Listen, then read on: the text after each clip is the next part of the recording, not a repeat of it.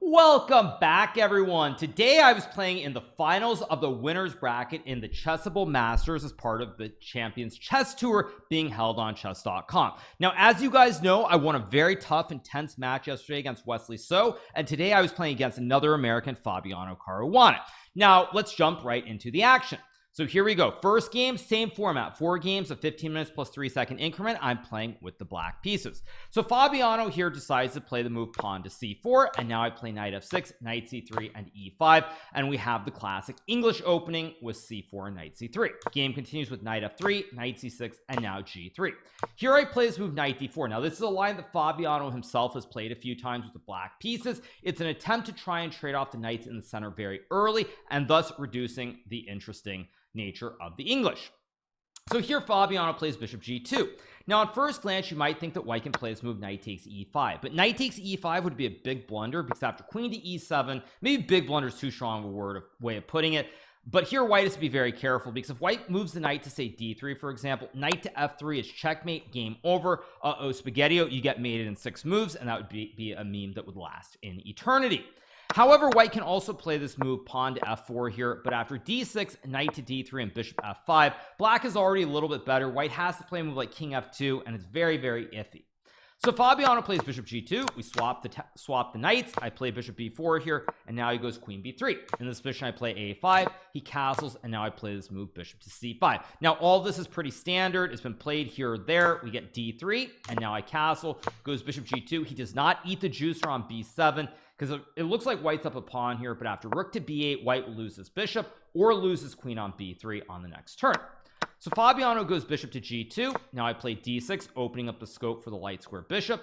Plays queen c2. Now I play h6, stopping white from playing bishop g5 and pinning the knight on f6. We get knight to a4, bishop a7, bishop d2. I play c6 to guard the pawn on a5. Here Fabiano plays c5. Now this is a very, very committal move, and a move that during the game I felt was a mistake, and actually the computer and the evaluation bar do confirm that. I thought at this point it was okay, but after c5 it felt like somehow I'm getting the center. Maybe I can play bishop g4, bishop f5, maybe even something like takes with e4, and instinctively I felt like I had something, but I wasn't able to find it. Now it does turn out that the computer says after bishop to g4, rook fe1, and this very unusual move knight to d7, black is apparently better because after takes you can play queen f6 to hit the pawn on f2, and white plays e3, you can go queen d6, and I guess white has a slight weakness as pawn on d3, but without knowing it I think it's very, very difficult to find this because this is one of the more unusual patterns that I have ever seen. So here I play d5 instead, like a human building the big black center. Fabiano plays e4, and now I play bishop e6. h3 is played, and I go bishop b8. Now again, as you're noticing, there already are some blunders creeping in. Apparently here I should have played this move knight to d7 with the idea of playing f5 and keeping my big black center intact. Additionally, white can't ever play knight b6 because the knight covers a square, and if you move the knight, then I will simply gobble the pawn on c5 with my knight. So this is already a big mistake by me to not play knight d7. I play this move bishop b8. Now the reason I played bishop b8 is I thought at this point I want to keep the center intact with the 2 bishops. I can always move the knight away and then play f5.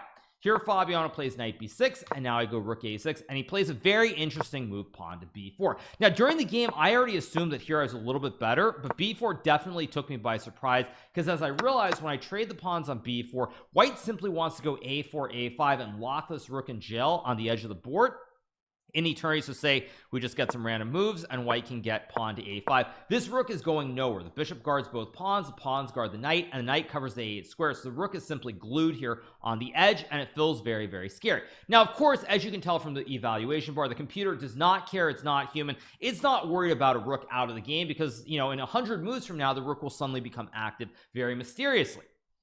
But here I decide to play queen e7. Fabiano plays rook fb1. I go rook to d8, simply overprotecting the pawn on d5, and here we get pawn to a4. Now in this position I play d4, trying to close the center of the board, also because at this point I was a little bit worried that, just to illustrate a point, at some point white can play bishop f1 and then potentially a move like d4 to attack this rook on a6. So I thought here in this position I should play d4 to close the center of the board, and now with the center closed, the only pawn break is pawn to f4 for white, but with both of these bishops scoping these diagonals, it felt to me like it'd be hard for white to play this. So Fabiano plays a5, I go knight to e8, and now he plays rook f1, and here I play knight c7 with the idea of going knight to b5 and then potentially knight to c3 down the road.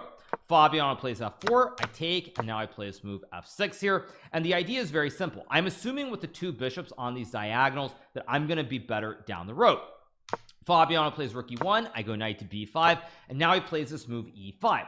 Here I play f5. I don't trade because in this position I was a little bit worried that there are ideas like bishop e4, queen g2, queen g6, and the light squares around my king just feel a little bit iffy here. So in this position I decide to play f5, keeping the center of the board closed.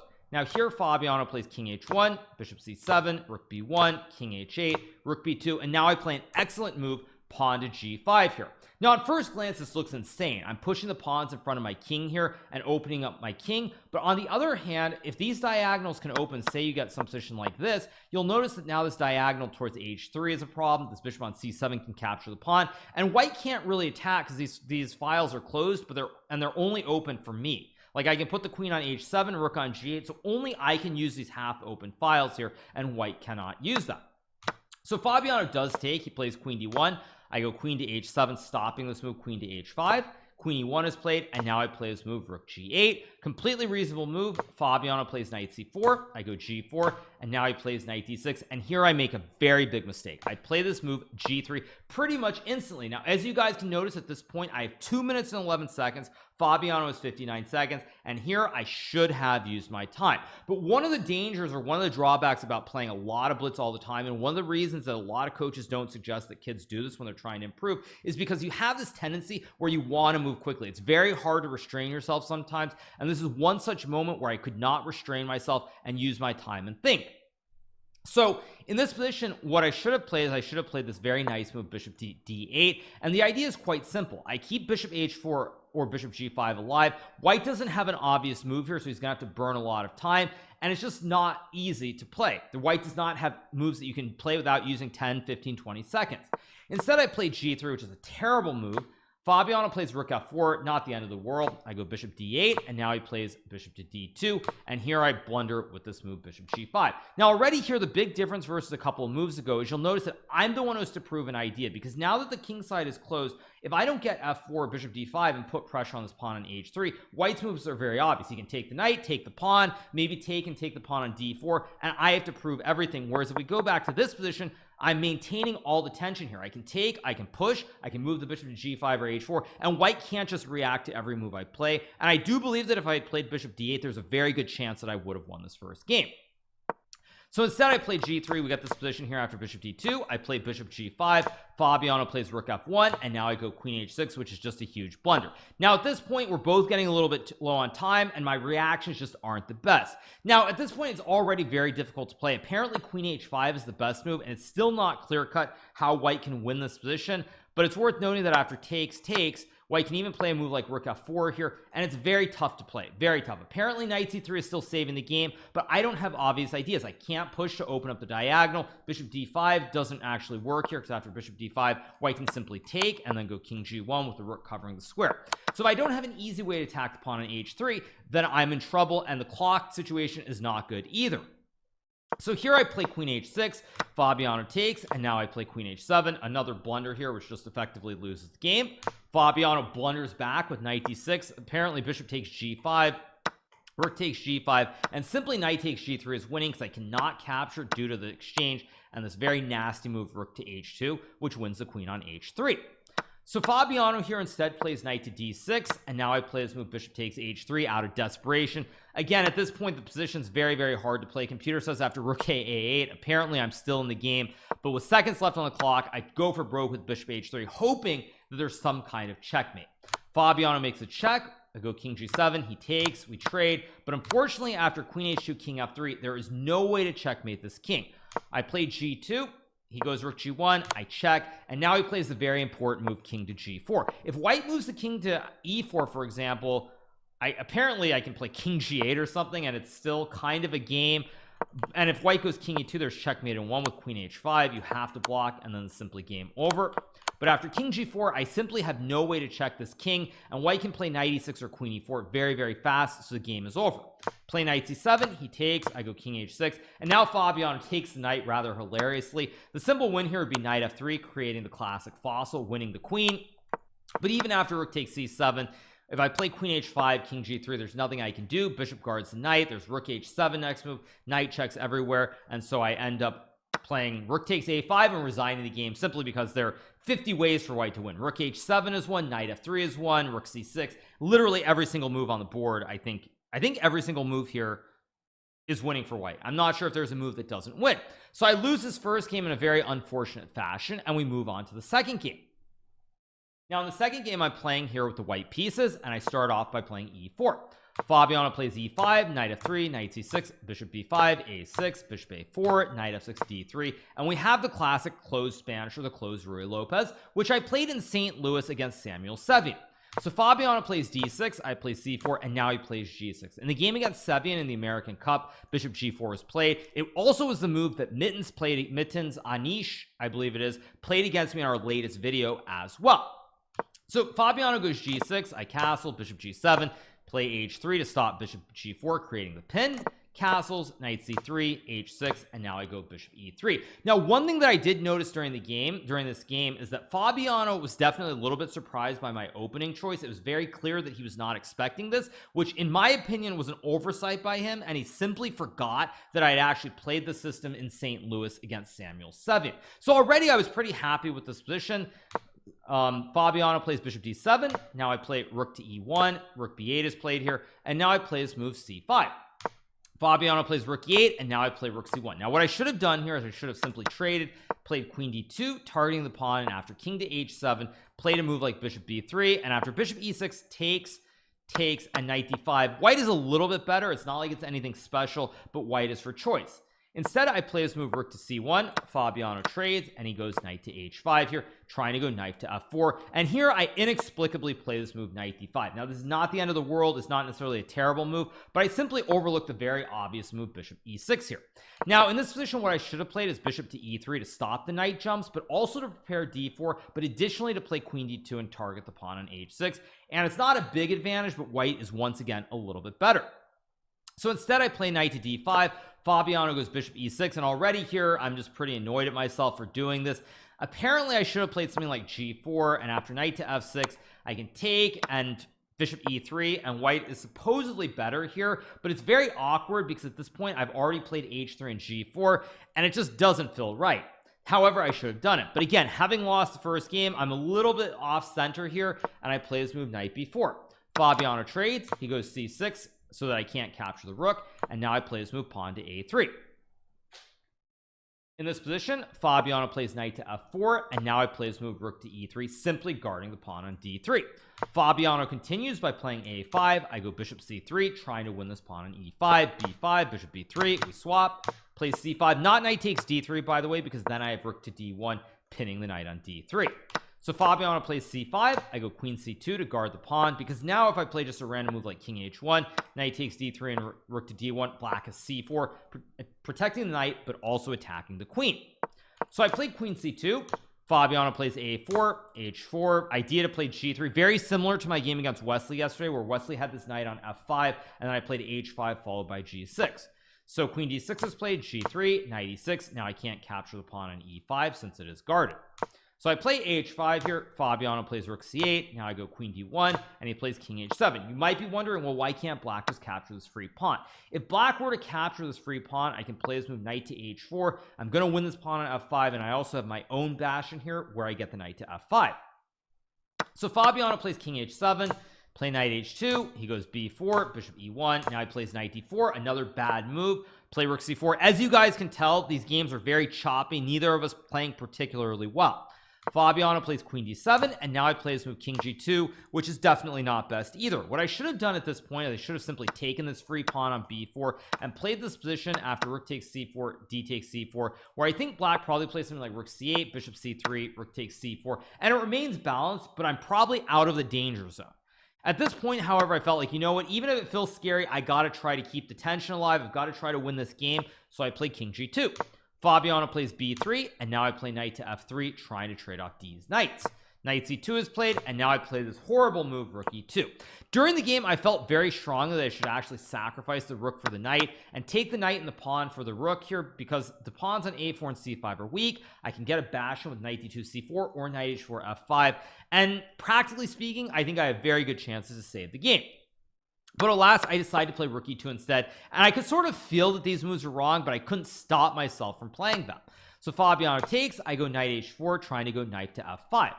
We get rook e d8, and now I play bishop a5, another horrible move here. Apparently I can still take, and after takes, queen c2, queen d3, and queen takes a4, actually not queen a4, sorry, queen d3, rook d3, and then bishop to c3. I'm only a little bit worse here because I have the knight jumping, a4 is weak, and there are some chances, although apparently rook to d4 is winning. Apparently, wow, wild. But at any rate, I played bishop a5. Fabiano trades the queens. I go knight to f5 here, and now he plays knight to d4, and I play this move rook e3. And here Fabiano starts to panic a little bit by trading the rooks. I do think that if he had played rook to d1 here, he would have been much better, simply because with two rooks on the board, he can put a rook on b1 attacking the pawn, whereas when the rooks come off, now my rook is very active and his rook is very, very passive behind this pawn on c5.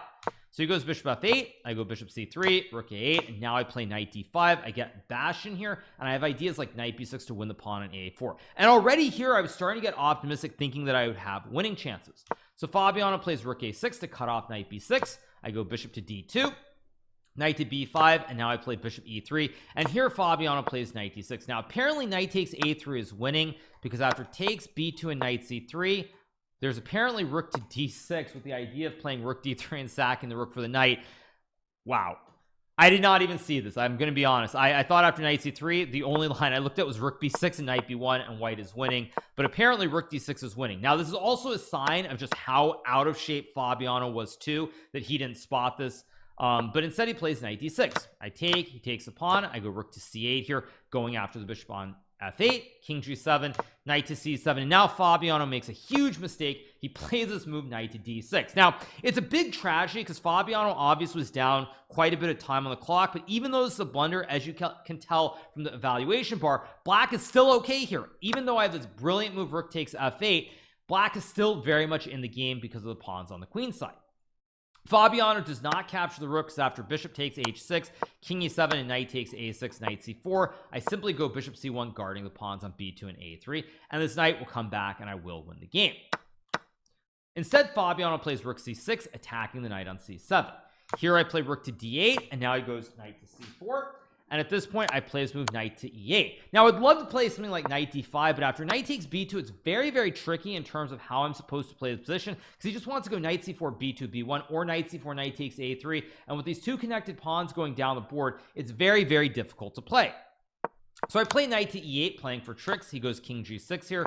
I go bishop c1, trying to guard the pawns, and now Fabiano plays an excellent move f6 with only 9 seconds on the clock. Now the reason this move is so good is because here it's very easy to panic. You're down a piece here. I have an extra bishop, very easy to make a quick move and blunder, but Fabiano correctly realizes that after f6 is a little bit of domination because my knight can't move anywhere. My bishop is kind of stuck here as well, so neither the bishop nor the knight can move, and only the rook can be an active piece here. And the big problem is if I play a move like rook d7, now knight takes a3, takes, rook takes c1, rook to b7, and a move like rook a1, or even rook to c6 here, and it gets very, very dicey because of this knight on e8. So I play rook b8, Fabiano goes king f7, and now already here I'm starting to lose my mind because I realize that now the bishop is glued, but this knight, I could very easily lose this knight on e8. There are simply no squares to jump to. So I play king h3, Fabiano takes, I take back, and now he plays rook takes c1. Now apparently here I'm supposed to move the bishop to d2 and then go bishop c3, but again, very hard to play this with his knight being stuck, and even a move like king g6, king f7, or even king e7, king f7, and I'm actually not sure what I'm supposed to do. It feels very, very tricky. So I take, which is a blunder. Fabiano takes, and now I go g4, which is another big blunder, and here Fabiano blunders right back by taking the pawn. If Fabiano had played b2 here, I would have lost this game, because now if I play rook takes pawn, he can simply capture the knight on e8, and if I play knight d6 check after king to e6, I'm going to lose the knight, or black is going to get a queen at the end of the board. So Fabiano takes on g4, and this is very fortuitous that he does this, because after king g4, now at least when he plays b2, I have a chance, because after takes king e8, I go king f5. Although apparently here he has rook c4 check first, and I can just effectively resign the game. So if I go king f5, there's rook f4 checkmate, and if I play king h5 after king e8, king takes h6, king f7, king h5, rook f4, for example, the rook guards both of these pawns on f6 and a4. The pawns are connected, f2 is weak, and black can just run with the king straight to the center of the board and win the game. Instead, Fabiano takes, and now after king to f5, I'm back in the game. Fabiano plays rook c3, I take on f6, he takes, I take back, and now apparently this is a blunder too. Apparently I'm supposed to play rook b4, because after king e5 there's rook to b3 followed by a3, and with the classic wide peepos here, black is simply winning. Again, both of us low on time, both of us making a lot of mistakes here. Fabiano plays h5 instead, and now I go rook to b4, attacking the pawn at a4, but also stopping black from pushing the h pawn. Game continues with rook a1, I go king f4, a3, rook to a4. Now the rook can't move without losing the pawn on a3. He goes a2, I go to king f3, not king g3, by the way, because then there's rook to g1 check, attacking the king, but also black will queen next move and win the game. So I go king to f3, h4 is played, and now I go king to g2. No checks on this back rank, so I simply capture the rook if you try to move it to either of these squares. Fabiano plays h3, and now I go king to h2, and this is just a theoretical draw. The rest of the game is pretty much irrelevant, because what happens is we get to this position where black can't progress. Whenever you try to bring the king close, I never capture this pawn because of the check, but I just leave the king in front of the pawn, and I keep shuffling forever with rook a8, rook a7 until the king gets right next to the pawn, and then I check the king. If it stays close, I just keep checking forever, and then the moment the king goes away from this pawn, then I go back to this a7 square. Thus black cannot move the rook, and again, whenever the king guards the pawn, you just start checking the king until it's one file away from this pawn in a2, and it's a draw. So I draw the second game, and we move on to the third game, which I'm playing with the black pieces. In the third game, Fabiano opens with e4, and I say, you know what, who cares? I'm gonna play c5 and just go for it. Fabiano plays knight f3, knight c6, bishop b5, e5, castles, and bishop d6. Now it's worth noting that earlier today, in the first match of the day between Wesley So and Magnus Carlsen, this exact same position was reached after d4, knight takes d4. In that game, Wesley traded the knights on d4. Fabiano, however, plays bishop c4 here, and now I play his move bishop to c7.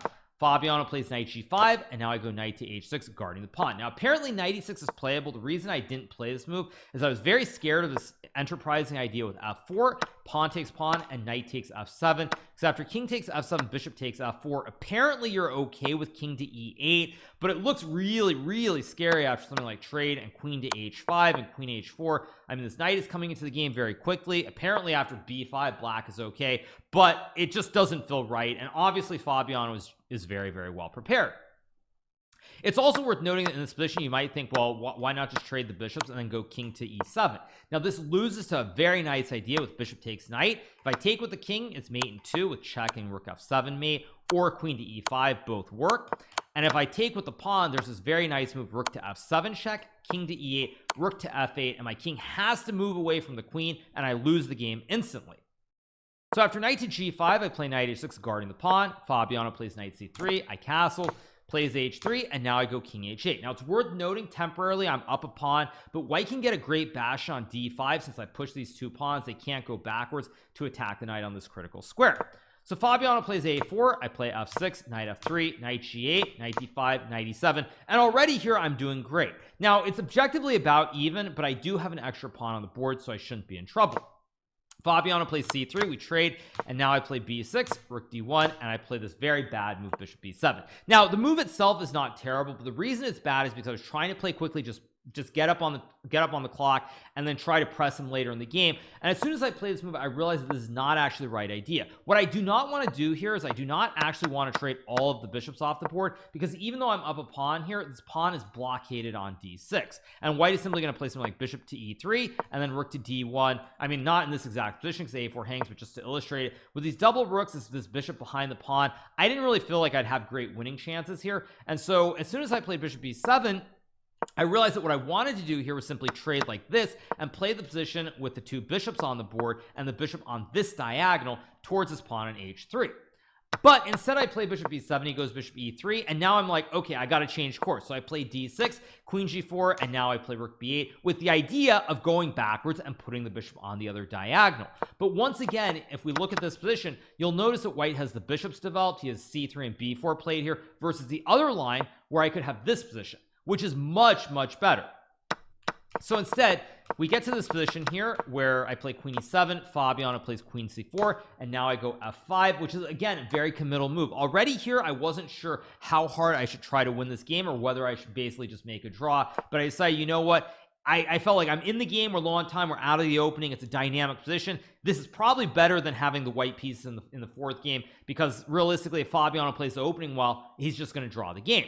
So I play f5, we trade the pawns, he goes rook a, Fabiano plays rook a2, and now I go bishop c8. Again, another bad move here. I was kind of worried that after say a move like h6, white could go queen a6 and it would be very difficult to guard this pawn on a7, but after bishop to e6, apparently I'm just a little bit better here. At any rate, I just wasn't sure what to do, so I play this move bishop c8, stopping queen a6.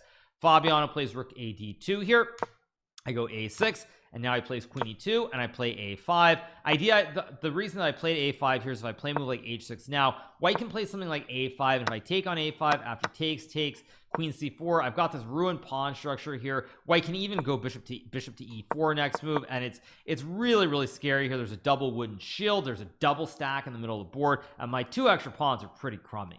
So I decided to play a5 here, making sure white cannot break the structure here. Fabiano plays rook b2, bishop d7, rook a1, and now I play this move rook c8, which is just simply wrong. What I should have done here is I should have actually traded the pawns and played something like e4 or something like bishop e6, and while white is okay, I'm still up a pawn here. So instead I play rook f c8, he goes queen d3, I play bishop e8 here, trying to activate the bishop on either diagonal towards g6 or towards a4. Fabiano plays queen c4, and now I play b5, takes, queen g4, and I go rook to b8.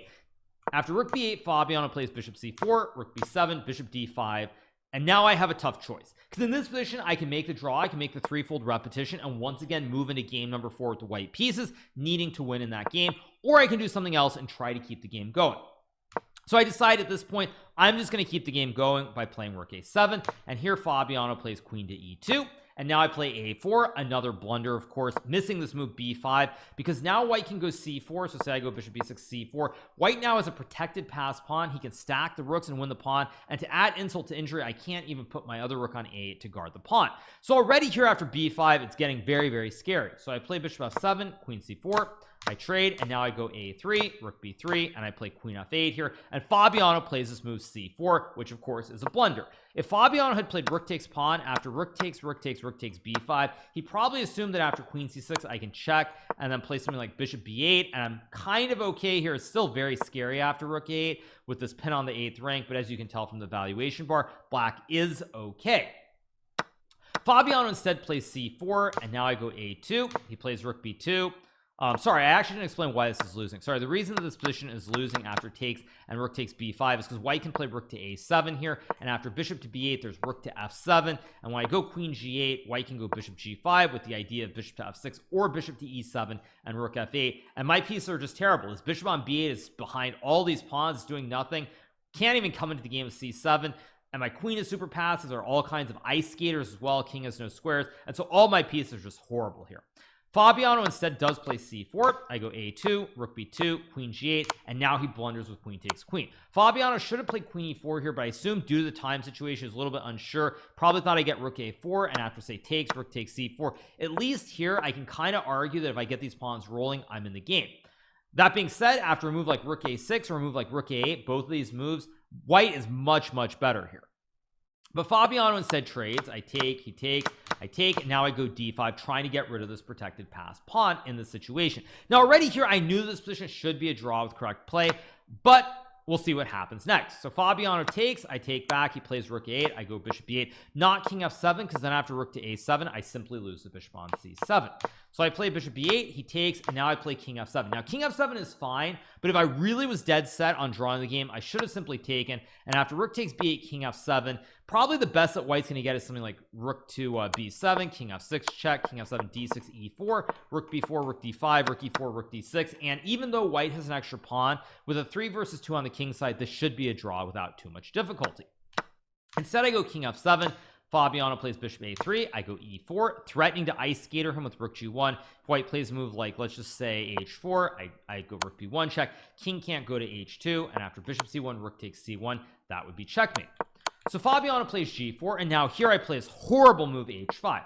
Again, in this position, if I play king f6 with the idea of going king to e5, I don't see any way for white to really win this game. He can play d6, but after king to e6, rook to a4, I can simply take the pawn, and after rook takes e4, I can go rook to e5, and this endgame also with the 3 versus 2 is simply a draw in this position. Even if white gets the maximum here with f4, f5 takes, and king f7, there's no way for white to win this position. Instead, I play this move h5, which of course is a very bad move. Fabiano takes, and now I play this move bishop to e5, hanging checkmate in one move. So this game ends rather abruptly and not in a manner that I was happy with. Now, it's worth noting that even when I played h5, before playing h5, I was thinking about playing bishop e5 or bishop f4. And if I had played bishop f4, this also loses to rook f8 because then the king has to move and I hang the bishop. But at any rate, by this point, I was just not there. I played h5, bishop e5, did not even see rook f8, and it suddenly came out of the blue. And it was just such a shock for me to see this. As you guys could tell from the reaction if you were watching the live stream, I just sort of started laughing because it was just completely absurd in terms of what happened. At any rate, I hang mate in 1. I lose this third game, which means I lose the match by a score of 2.5 to half. Overall, I'm not happy with the match. That being said, as you can tell from these games, both of us were not there today. We both made a lot of blunders. It just happened that my blunders were more severe and they happened in absolutely critical moments. So I'm not thrilled because on a day when Fabiano wasn't playing his best, for me to not play my best and lose, it's really a shame because I think, you know, if Fabiano had played great, I'd be like, okay, well, that's just life. You know, you lose to a better player, that's life. But on a day when Fabiano wasn't at his best, it's kind of sad to lose like this because probably I would have had opportunities if I'd been on my game. At any rate, if you look at it from the overall perspective, if I had to lose a match, out of all the matches that I could lose, it's best to lose this match once I'm guaranteed to be in the top 3 and qualify for the next event. Whereas say I lose yesterday to Wesley, then I'm already in the loser's bracket. If I have a bad day today, I'm gone. That's it, end of story, and I would have to qualify for the next event. So while it's not great, it does mean I get a second chance tomorrow to play in the